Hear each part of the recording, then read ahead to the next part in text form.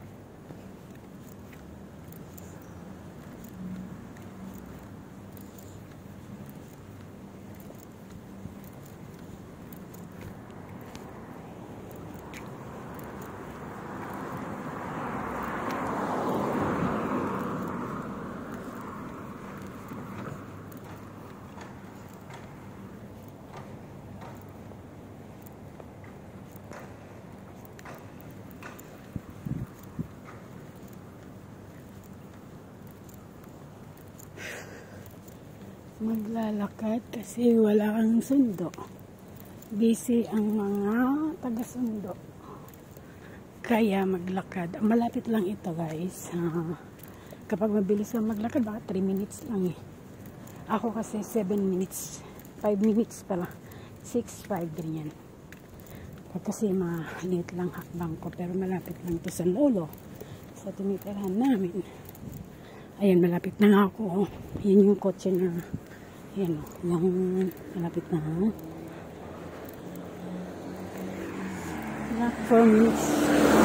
Mabilis ako maglakad ngayon. Kasi wala pang 5 minutes ay matatapos na siya. Ay, matatapos. Darating na ako sa bahay. Mag-isa lang akong naglakad kasi nauna na yung kasama ko. Nasundo siya. Pero ako naiwan kasi yung alaga ko ay nagpaiwan. Ngayon, pinauwi na ako ng amo ko dahil may gagawin pa ako sa bahay. Tapos, naglalakad na lang ako kasi yung sundo daw busy. May sinundong mas malayo. Kaya okay lang naman sa akin maglakad. Sanay na maglakad sa Pinas pa lang eh. Sanay na, diba? Dito pa kaya. Wala pa 5 minutes eh. Ayan o. Kita niyo guys, may kotse niyo. Ay, van pala. Mga iskina. May mga iskinita rin dito guys. Ito is school. Ang school nga.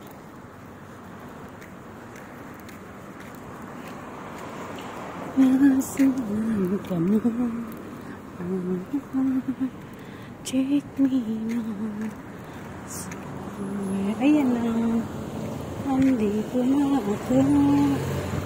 Tapos na iskina naman. Oh, iskina pa more. Iskina pa more. Yan ang bahay. Mula dyan hanggang dito. Malaki kaya ang bahay namin. Ang nakatira dito ay 1, 2, ilang peraso? 3, 4, 5, 6, 7, 8. Kasama ang mga batang halaga. Ayan, ito na yung bahay. Ayan. Butas. Nasira na yung gate. May nagbukas na sa akin. Kasi bago ako umalis, sinabi ko muna buksan. Ayan. Dito na kami. Ayan. Bukas na yung gate.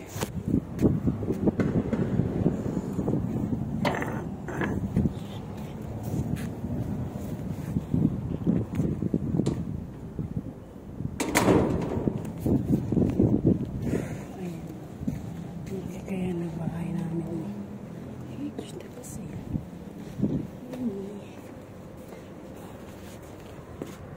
Oh, bye bye guys. Thank you for watching. Bye bye.